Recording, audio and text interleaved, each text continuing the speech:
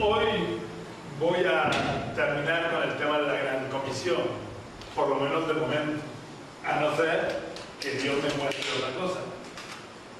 Pero espero de verdad que haya quedado claro la necesidad que tenemos los cristianos de implicarnos en la Gran Comisión. Que no es algo que los pastores, los evangelistas, los profetas tengan que hacer. Es algo que cada cristiano tiene la responsabilidad de hacer. Espero que todo lo que he estado hablando estos días no quede en el olvido, sino que la enseñanza acerca de la Gran Comisión lleguemos a incorporarla en nuestra vida, de tal manera que convirtamos la Gran Comisión en nuestra meta cada día. Porque cada día el Señor nos llama a cumplir con la Gran Comisión. La Gran Comisión no es para en unas fechas determinadas decir vamos a cumplirla. La Gran Comisión debe de ser una práctica habitual en la vida de cada cristiano y debe de ser una de nuestras prioridades, porque si aún estamos aquí en la tierra es porque el Señor quiere que cumplamos con la Gran Comisión. Además quiero recordaros que si no cumplimos voluntariamente la Gran Comisión, Dios puede darle un vuelco a nuestra comodidad. Dios puede llevarnos a estar entre la espada y la pared, de tal manera que cumplamos con la Gran Comisión. Acordaos que esto es lo que le pasó a la iglesia primitiva. La iglesia primitiva, la iglesia de Jerusalén, nació en Jerusalén y se quedó en Jerusalén. Jesús les había dicho: y me seréis testigos en Jerusalén, en Judea, en Samaria y hasta el último de la tierra. Pero los cristianos, como es normal, estaban acomodados a la ciudad de Jerusalén, vivían en Jerusalén, hacían su vida en Jerusalén. Y se olvidaron de la parte de la Gran Comisión de dar testimonio en Judea, en Samaria y hasta el último de la tierra. ¿Y sabéis lo que hizo Dios? Fue levantar una gran persecución contra la iglesia. De tal manera que la iglesia se vio forzada a cumplir todas las áreas de la Gran Comisión. Porque al ser perseguidos tuvieron que salir fuera de Jerusalén. Y se fueron por Judea, se fueron por Samaria. Y llegaron hasta lo último de la tierra conocida. Ellos en un principio no salió de ellos cumplir la Gran Comisión, esa parte de la Gran Comisión. Pero Jesús, o Dios, preparó las circunstancias de tal manera que se vieron obligados a cumplirla. Y yo quiero decirte en esta mañana que los planes de Dios, los propósitos de Dios, tarde o temprano se cumplen. Nosotros podemos retrasar la obra de Dios. No hay demonio que pueda impedir la obra de Dios. No hay nada que pueda impedir la obra de Dios. Pero los seres humanos somos los únicos que podemos retrasar la obra de Dios. Porque Dios ha querido en su soberanía hacer las cosas en la tierra a través del ser humano. Pero tarde o temprano el plan y el propósito de Dios se cumplen. Así que yo quiero animaros a que podamos ponernos a disposición de Dios, podamos ponernos al servicio de Dios voluntariamente para cumplir sus planes y sus propósitos, y no esperemos a que Dios tenga que intervenir para cumplir sus planes. Porque os digo, muchas veces cuando esperamos a que Dios nos espolee para obedecerle, tenemos que obedecer en circunstancias mucho más desagradables que si lo hubiéramos hecho voluntariamente. La iglesia de Jerusalén podía haber salido a predicar a Judea y a Samaria voluntariamente y se hubieran ahorrado probablemente que Dios permitiera que se desatara la gran persecución que se desató en tiempos de Pablo, cuando antes de Pablo sé que se convirtiera, cuando mataron a Esteban. Así que yo quiero invitarte a que te unas a la obra de Dios y cumplas los planes y los propósitos de Dios de forma voluntaria, y no esperes a que sea Dios que te tenga que poner entre la espada y la pared. Tenemos también el caso de Jonás. Dios quería que se predicara el arrepentimiento a la ciudad de Nínive, y Jonás pues le gustaba la Costa del Sol y cogió un billete para venirse aquí para España, y estando en el mar Mediterráneo Dios levantó una tormenta muy fuerte y tuvieron que echarlo en el agua y se lo tragó un gran pez. Jonás se podía haber ahorrado estar 3 días en la barriga del pez si él hubiera, en vez de haber cogido un billete para Tarsis, se hubiera ido hacia Nínive. Así que, insisto, hoy voy a tocar por última vez, mientras Dios no me muestre lo contrario, el tema de la Gran Comisión, y hoy me voy a basar en 2 enseñanzas que dio Jesús acerca de la Gran Comisión en el Sermón del Monte. Así que vamos a leer en el Evangelio de Mateo, capítulo 5, versículos 13 al 16. Evangelio de Mateo, capítulo 5, versículos 13 al 16 nos dice: vosotros sois la sal de la tierra, pero si la sal pierde su sabor, ¿con qué será salada? No sirve más para nada, sino para ser echada fuera y pisoteada por los hombres. Vosotros sois la luz del mundo. Una ciudad asentada sobre un monte no se puede esconder, ni se enciende una luz y se pone debajo de una vasija, sino sobre el candelero para que alumbre a todos los que están en casa. Así alumbre vuestra luz delante de los hombres, para que vean vuestras buenas obras y glorifiquen a vuestro Padre que está en los cielos. Vamos a orar al Señor. Oh Dios, en esta mañana queremos decirte como el profeta Isaías: heme aquí, envíame a mí, Señor. Yo te pido que tú pongas esta disposición en nuestros corazones y que a partir de ahora, Señor, haya un vuelco en nuestra vida. Dejemos nuestra comodidad, Señor. Dejemos la rutina de nuestra vida y nos pongamos manos a la obra. Nos unamos, Señor, a tu obra y trabajemos por la extensión de tu reino. Yo te pido, Dios, que tú hagas de cada uno de nosotros siervos útiles en tu reino, para la extensión de tu reino.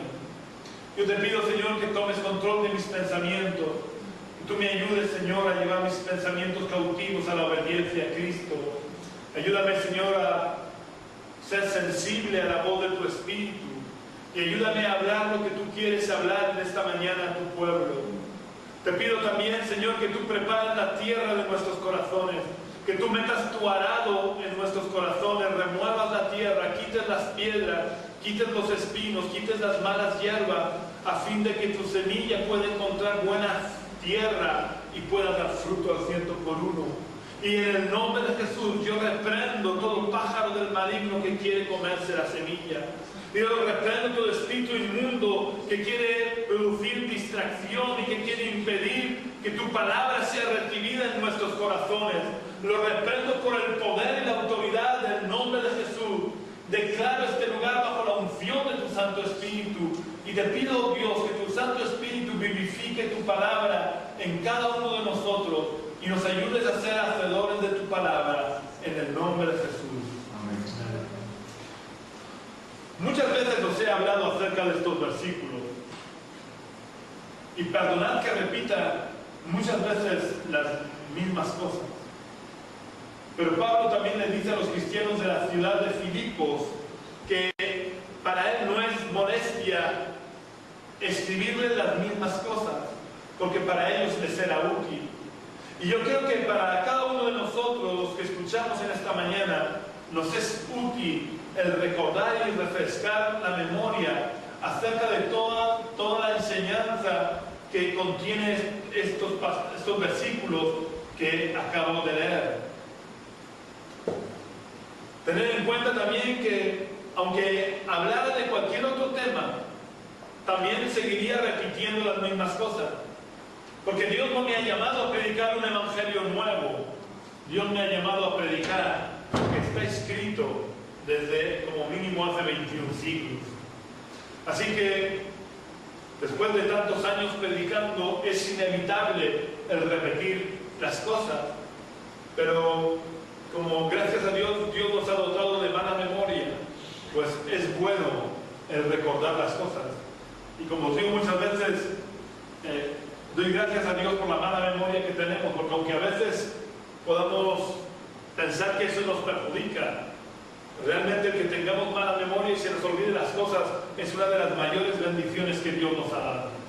Porque imaginar que cada sufrimiento que pasamos durante nuestra vida aquí en la tierra, y son muchos, si cada sufrimiento que pasamos se nos quedara grabado en la memoria y no tuviéramos la bendición de que la memoria va olvidando las cosas, o por lo menos va disminuyendo el recuerdo, nuestra vida llegaría a un punto que sería absolutamente insoportable.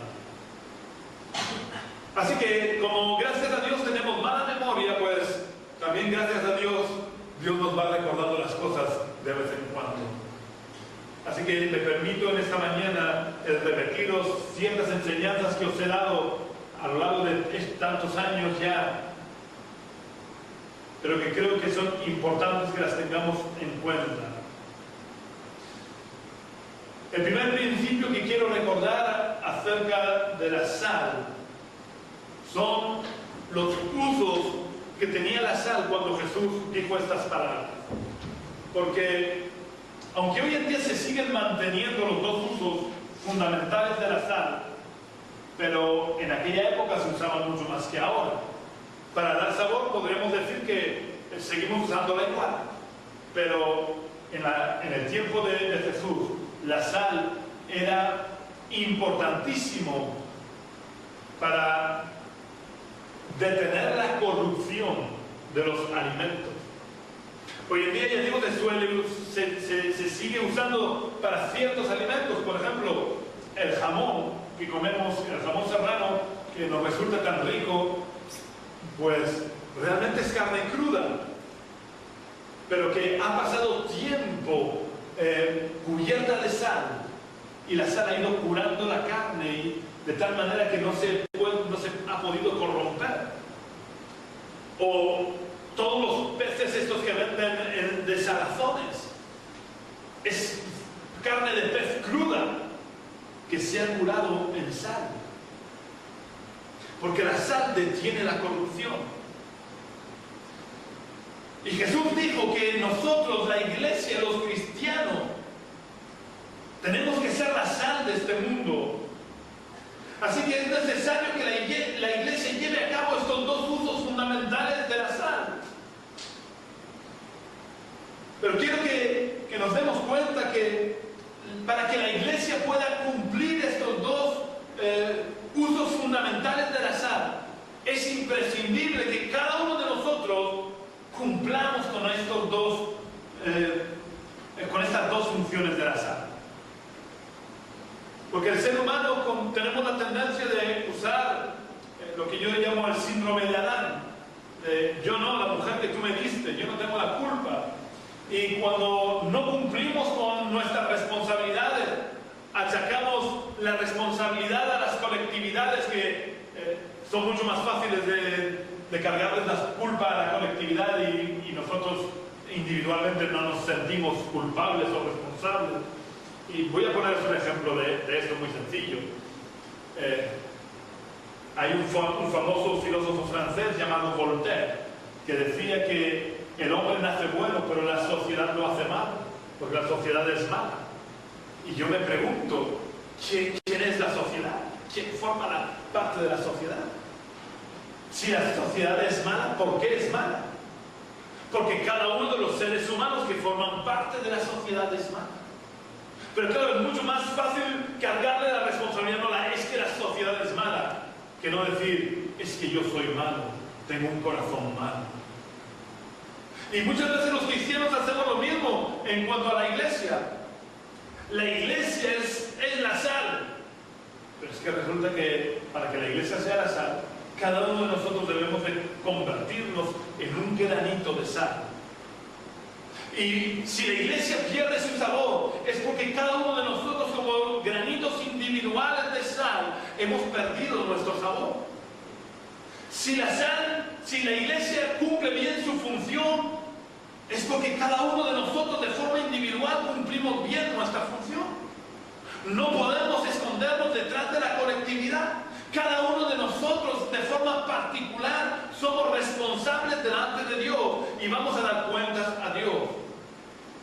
A mí me hace gracia como pastor que a veces he oído, no aquí, pero en otras iglesias he escuchado, es que a esta iglesia le falta amor. ¿No? Pero si a la iglesia le falta amor, ¿por qué? Porque tú no estás dando amor. Porque tú formas parte de la iglesia. No puedes esconderte detrás de la colectividad. Cada uno de nosotros somos responsables de que la colectividad funcione bien o no. Porque la colectividad no es más que la suma de cada uno de nosotros. Así que para que la sal pueda conservar su sabor, cada uno de los granitos que forman parte de la sal tiene que conservar su sabor. Y la iglesia cumple su función de detener la corrupción por medio del cumplimiento de la gran comisión. Porque cuando la iglesia cumple la gran comisión, cuando cada cristiano vive de una manera real la gran comisión de forma diaria, cada vez hay más personas que se convierten al evangelio, que cambian su forma de vida corrupta y pervertida y empiezan a vivir de manera santa conforme a la voluntad de Dios. Por tanto, para revertir la corrupción de la sociedad es imprescindible que la iglesia, que cada cristiano cumpla con su función de predicar el evangelio de tal manera que las personas puedan convertirse. Esto que a lo mejor nos puede parecer muy complicado, muy difícil, os digo sinceramente, cuando yo veo la televisión, cuando veo los comentarios en el instituto entre los profesores, y se supone que los profesores somos los educadores de los niños, así que ¿qué se puede esperar? Cuando oigo los comentarios acerca de cómo la sociedad está cambiando lo que Dios dice que es bueno y lo está llamando mal, y lo que Dios dice que es malo lo está llamando bueno, ¿qué podemos esperar? Cuando yo veo el panorama me pregunto, ¿realmente la iglesia podemos luchar contra estas cosas? ¿Podemos detener la corrupción que hay en nuestra sociedad? Yo que soy un anónimo, soy uno entre los 100 y pico mil habitantes que tiene Cartagena, ¿tengo capacidad de cambiar esta situación de perversión, de corrupción que hay en nuestra sociedad? A veces cuando desgraciadamente miro con los ojos humanos digo, es que es imposible. Y cuando veo que de 40 millones o 40 y tantos millones de habitantes que tiene España, solamente apenas el 1% es cristiano, ¿podemos realmente este 1% cambiar el estado de la moral que hay en nuestra nación? Una moral totalmente pervertida y corrompida. Yo digo, cuando lo miro con ojos humanos, me invade el pesimismo. Pero cuando yo miro lo que dicen las Escrituras, y cuando yo miro el estado de la sociedad que tuvieron que enfrentar los cristianos, los primeros cristianos, me doy cuenta que ellos pudieron detener la corrupción. Y no pensemos que nuestra sociedad es peor que la que se encontraron ellos. Porque nosotros provenimos de una cultura, de una sociedad cuyas raíces son cristianas. El árbol no parece cristiano, las ramas no parecen cristianas, pero las raíces fueron cristianas. Pero ellos no provenían de una sociedad cuyas raíces eran cristianas. Ellos provenían de culturas cuyas raíces eran paganas, salvo el pueblo judío, los cristianos judíos, que evidentemente sí provenían de una cultura no cristiana, pero sí por lo menos de tener temor de Dios y conocer la voluntad de Dios. Pero la mayoría de los cristianos, a partir del año 70, que Israel fue destruido, provenían y vivían en sociedades cuyas raíces no eran cristianas, eran paganas. Y la práctica del paganismo siempre ha llevado a la degeneración del ser humano. Por eso hoy en día vemos cada vez más degeneración, más corrupción y más perversión en nuestra sociedad. Porque como están quitando a Dios de la sociedad, estamos volviendo al paganismo. Probablemente hoy ya no se adora a Júpiter, pero se hace culto al cuerpo. Ya no se adora a Venus, pero se sigue adorando al sexo. Hoy en día no se adora a Mamón como un ídolo, pero en el corazón de la mayoría de las personas sigue estando el Dios Mamón en el centro de sus vidas. Estamos volviendo al paganismo y el paganismo siempre ha producido degeneración, perversión y corrupción en la sociedad. Así que imaginarse el estado de la sociedad de los cristianos cuando comenzó la iglesia. Era una sociedad totalmente pervertida y corrompida. Lo que hoy en día empezamos a escuchar y que nos sorprende de esto de por ejemplo, los bares estos en los que se hacen intercambios de parejas o se hacen tríos, cuartetos y todas estas cosas. Y estas cosas de momento todavía nos sorprenden. Pues esto era lo normal en tiempos de los cristianos. Las orgías en el Imperio Romano era algo habitual y algo que estaba bien visto y aceptado por la sociedad. En la puerta de las diosas normalmente habían grupos de sacerdotisas que no eran otra cosa que prostitutas que se prostituían y se acostaban con cualquiera y que hacían, ya digo, orgías. Esto era lo natural. Hoy en día que nos lamentamos los cristianos del aborto porque lo consideramos un crimen, no es algo que haya inventado nuestra sociedad. En tiempo de los romanos, antes del cristianismo, las mujeres cuando no querían el hijo que llevaban dentro, pues como no había los medios que hay hoy en día para abortar, tenían el hijo, pero cogían y lo tiraban al contenedor más cercano. De hecho, cuentan que la iglesia de Roma abrió casas de acogida en estos vertederos donde echaban a los bebés y recogían a los bebés y les ayudaban para que pudieran sobrevivir y les daban calor humano. Ya digo, todo lo que nosotros estamos viendo con ojos asustados de que está entrando en nuestra sociedad es lo que ya ocurría en aquella época. Sin embargo, los cristianos de esos siglos, a pesar de que ellos eran perseguidos y nosotros no, detuvieron la corrupción. Y las orgías dejaron de ser algo habitual. Quizás algunos pervertidos las pudieran celebrar, pero ya no de forma abierta. El abandono de bebés en vertederos desapareció por completo. El culto a la muerte a través de los sacrificios humanos que se hacían en los circos romanos, en las luchas de gladiadores, llegó a desaparecer.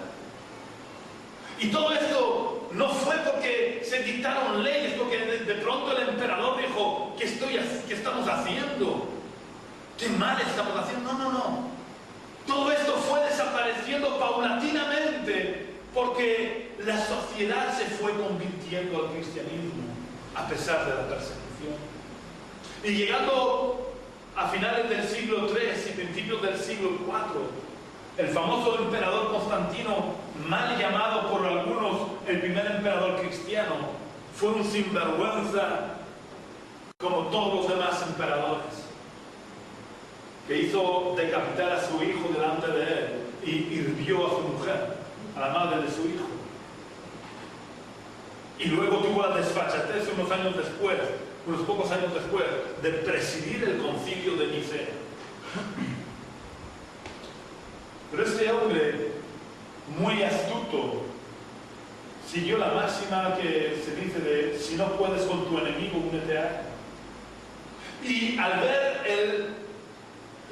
ver la fuerza que tenía el cristianismo en el imperio, al ver la tremenda influencia que ejercía el cristianismo, a pesar de la dureza de la persecución de sus antecesores, este hombre dijo: mejor me hago yo como él, hago como que me hago cristiano, y así consigo el apoyo de toda esta gente.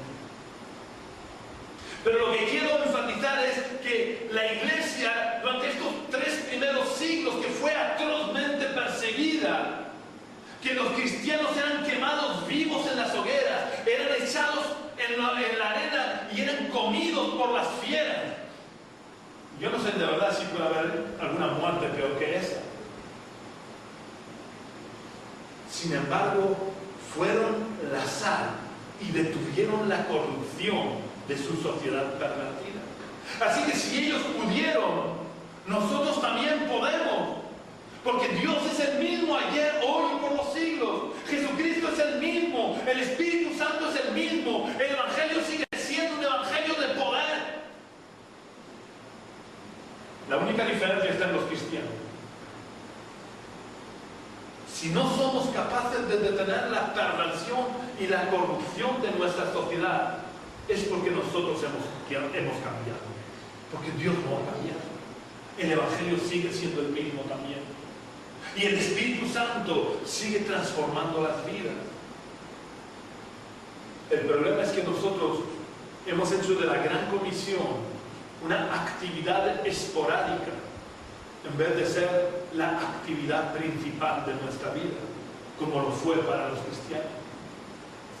Es que si somos perseguidos, y no lo somos físicamente, pero sí hay cierta persecución moral y psicológica contra el cristianismo, si queremos que deje de haber esta persecución, solo hay una solución. Y la solución no es orar para que el Señor haga que no suframos esta persecución.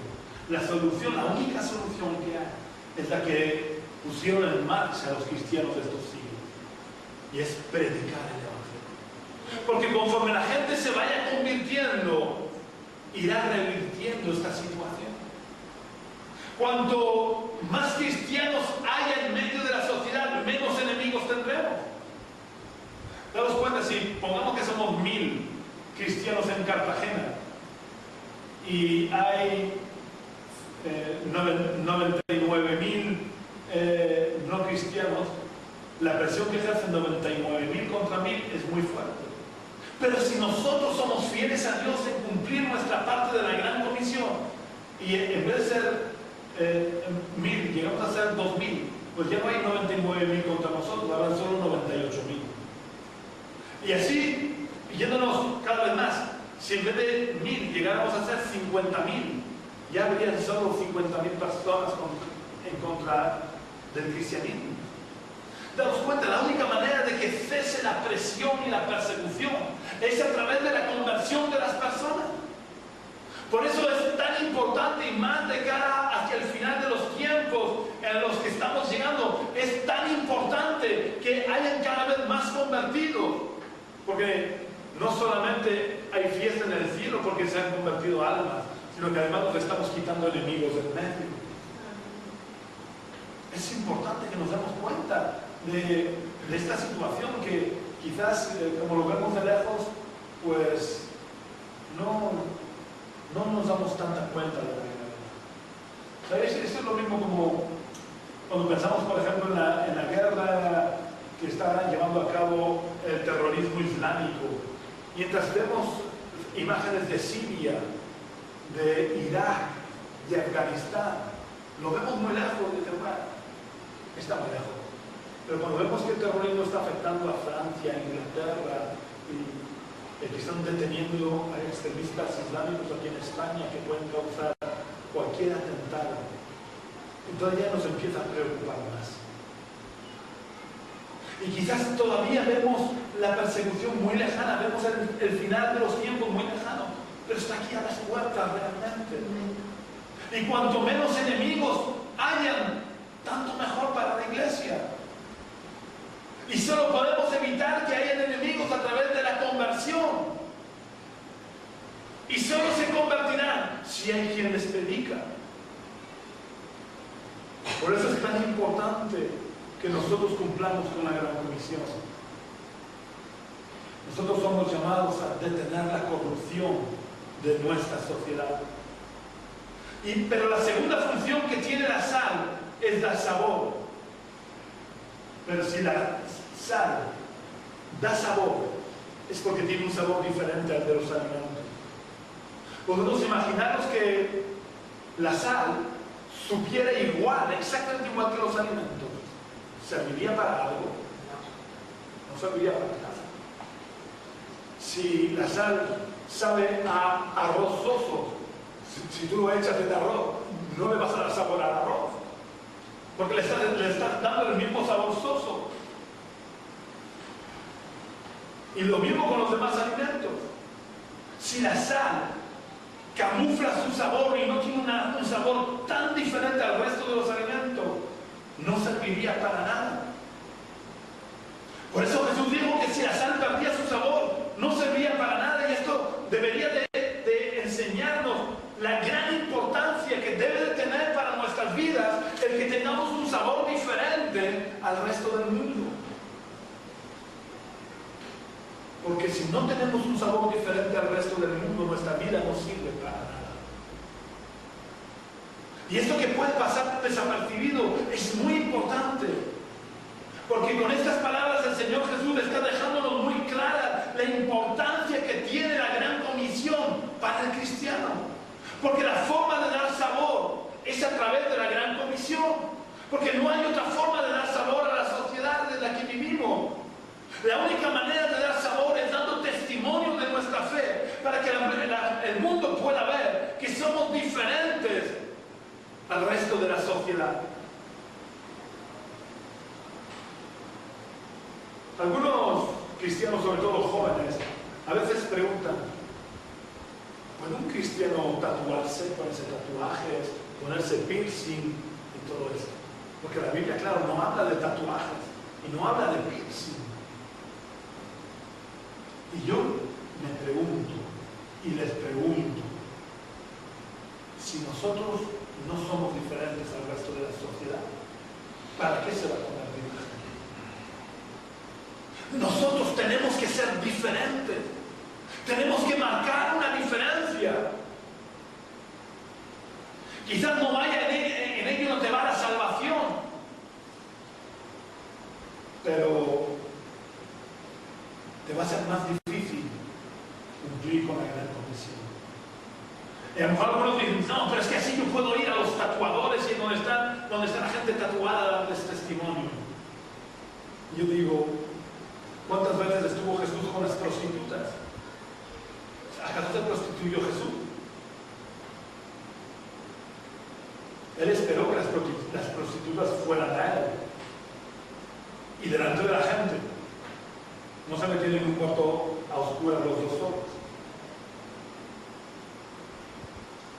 Jesús lo llamaban comedor y bebedor, pero ¿habéis leído que en algún sitio de las Escrituras diga que Jesús se metía en los mesones, en los bares, en las tabernas romanas que había en la sociedad?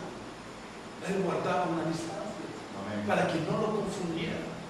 Una cosa es poder llegar a ellos, demostrarles amor, y otra cosa es confundirme entre ellos. Amén. Jesús siempre fue diferente y dio un sabor diferente al resto de la sociedad. Por eso la gente lo reconocía y por eso la gente decía: este hombre habla como quien tiene autoridad, porque este hombre es diferente al resto. Y nosotros somos llamados a dar sabor, que nuestro sabor sea diferente al sabor que tiene la sociedad, porque ¿De qué sirve? La sociedad va a pensar que ¿para qué se van a convertir si los cristianos somos iguales que ellos?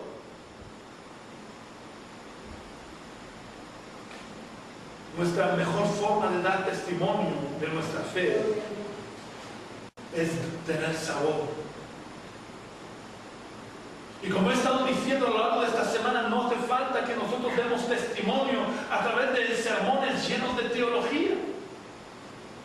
Ni siquiera es necesario conocer mucho la palabra de Dios, que es bueno que la conozcamos, es bueno que meditemos en ella. Pero para testificar no hace falta ser un doctor en la palabra de Dios. No hace falta ser un gran conocedor de la palabra de Dios. Debemos de seguir el ejemplo del ciego de nacimiento del que os hablé el otro día. El ciego de nacimiento no sabía responder a las preguntas que le hacían. Es que no sabes que ese hombre es pecador. Y él realmente no lo sabía porque él no lo conocía, no conocía a Jesús. Y él fue sincero. Si ese hombre es pecador o no, yo no lo sé. No pasa nada porque reconozcas que no sabes responder a las preguntas que te hacen. Pero debes de hacer lo que hizo el ciego. El ciego no dijo, no sé, y se fue. El ciego le dijo, no sé si es pecador o no, no lo conozco, apenas he hablado con él. Pero una cosa sé, es que yo antes era ciego, antes de mi encuentro con ese hombre, yo era un ciego de nacimiento y ahora puedo ver. Y eso es lo que Dios espera de cada uno de nosotros. No queremos un tremendo sermón a la persona inconversa. No que le hablemos de todas las doctrinas habidas y por haber en las Escrituras. Dios solo quiere que le digas a la gente que antes de tener un encuentro con Jesús tú eras ciego y ahora ves. De esto se trata el dar testimonio de nuestra fe. No necesitamos entrar en grandes discusiones ni científicas ni teológicas. De hecho, os digo, es recomendable no entrar en discusiones. Solo tenemos que presentar el mensaje del Evangelio y el poder que encierra el Evangelio para transformar las vidas. Porque de esa manera estaremos cumpliendo mejor con nuestra labor de dar sabor a las personas. Si entramos en discusiones, probablemente nos enredemos y no seamos capaces de dar sabor. Yo quiero que leamos lo que Pablo le dijo a Timoteo. Pablo le preocupaba mucho este tema. Y en las dos cartas que le escribe a Timoteo, le insiste en estas cosas. Vamos a leer el primer versículo en 1 Timoteo 6:20 y el segundo en 2 Timoteo 2:16. 1 Timoteo 6:20. ¿Y qué más? Y el segundo en 2 Timoteo 2:16.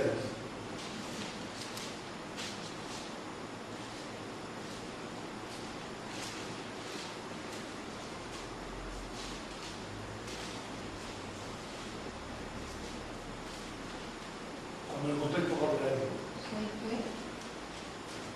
1 Timoteo 6:20.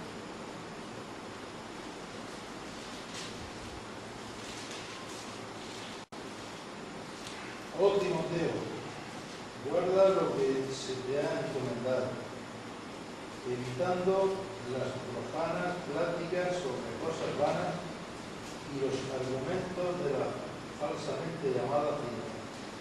Y 2 Timoteo 2:16.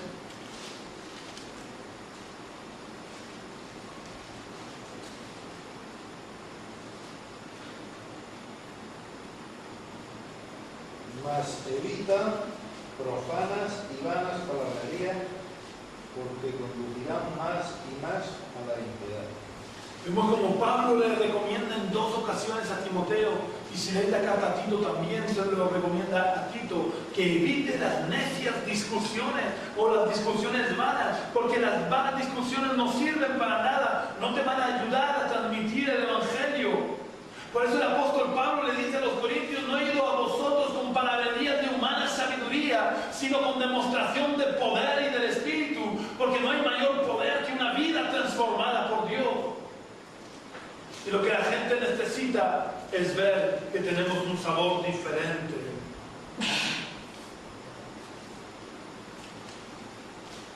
Yo sé que os lo he dicho muchas veces, pero es necesario que esto se convierta en una realidad en nuestra vida. Tenemos la obligación y la necesidad de ser la sal para dar sabor. Pero ¿sabéis? Lo que más habla de nosotros, lo que más sabor da, no son nuestras palabras, sino nuestra vida. Pero nuestras palabras son también necesarias para respaldar el sabor de nuestra vida.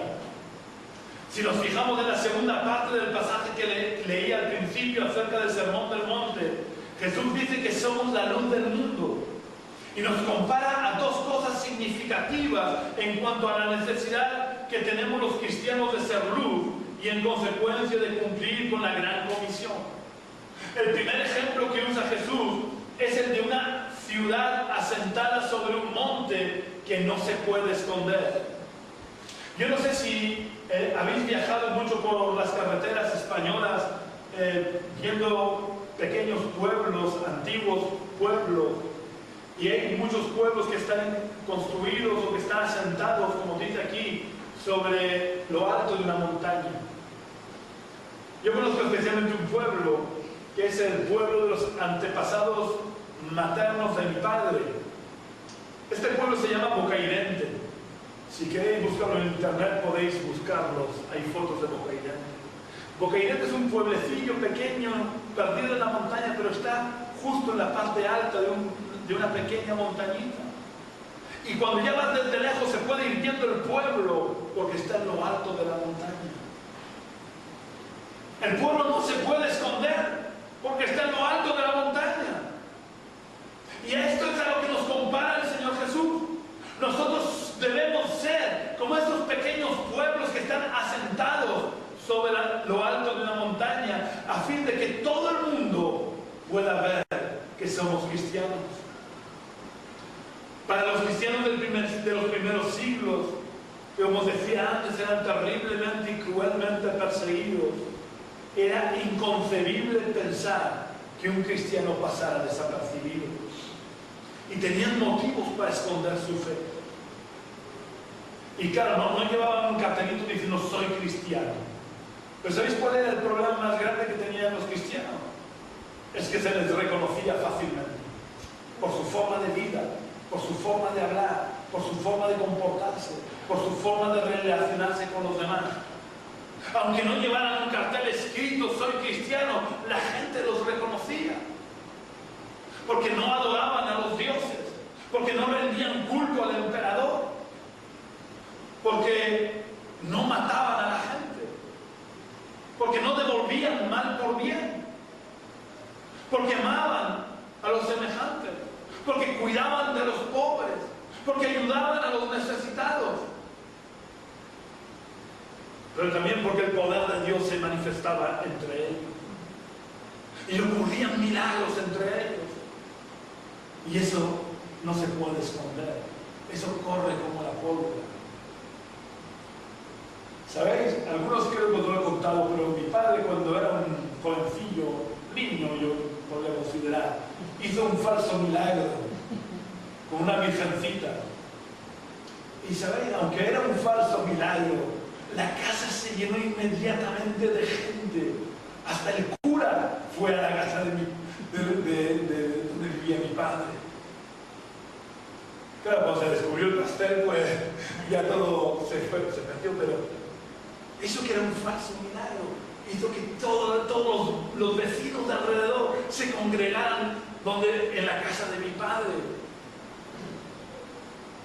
Así que como el poder de Dios se manifestaba de verdad, haciendo verdaderos milagros entre los cristianos, no lo podían ocultar. Y a veces eso les llevaba a morir en la arena del circo romano, pero no les importaba, porque ellos sabían que eran una ciudad asentada sobre un monte que no se puede esconder. Y si tenían que dar su vida, sabían que dando su vida se convertían también en esas ciudades asentadas sobre un monte que no se puede esconder. Porque está demostrado por los historiadores que por cada cristiano que moría en la arena del circo romano, habían 100 espectadores que se convertían al verlos morir, dando gloria, honor y alabanza a Dios.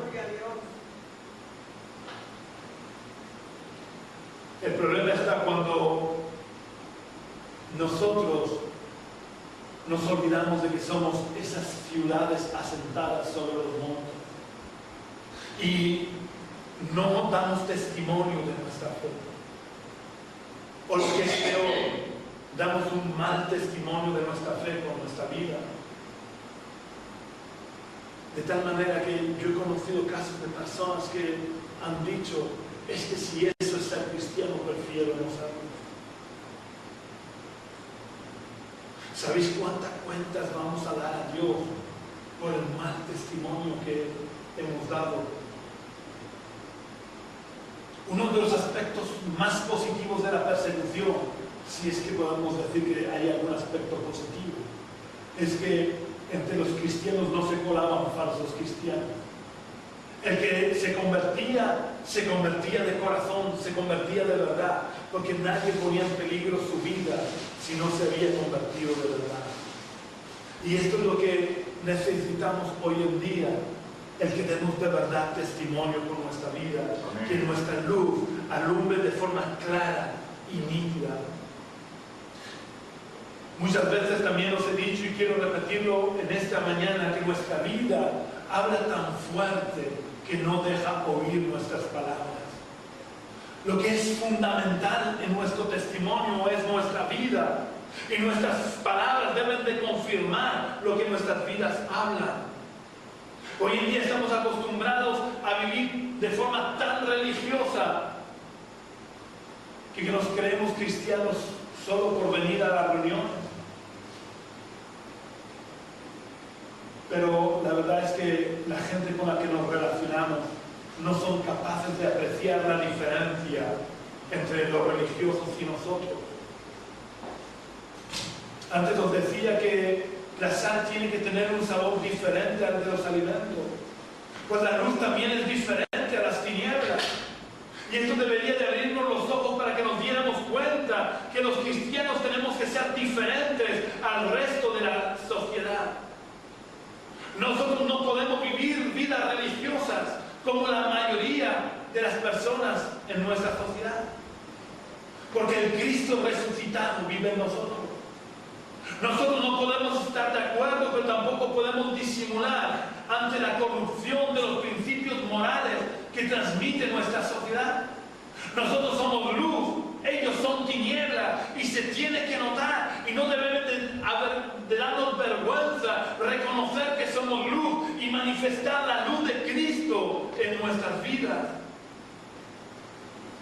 Y para terminar, quiero recordar también las últimas palabras que dijo el Señor Jesús en el pasaje que leí al principio, en el versículo 16 de Mateo 5, dice: así alumbre vuestra luz delante de los hombres, para que vean vuestras buenas obras y glorifiquen a vuestro Padre que está en los cielos.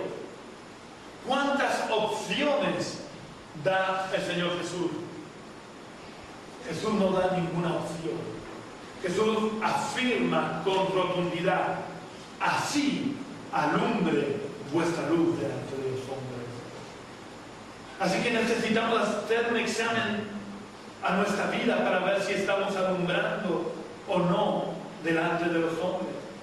Es importante que de vez en cuando nos preguntemos a nosotros mismos si el testimonio que estamos dando con nuestras vidas hace que los hombres glorifiquen a Dios o renieguen de Dios.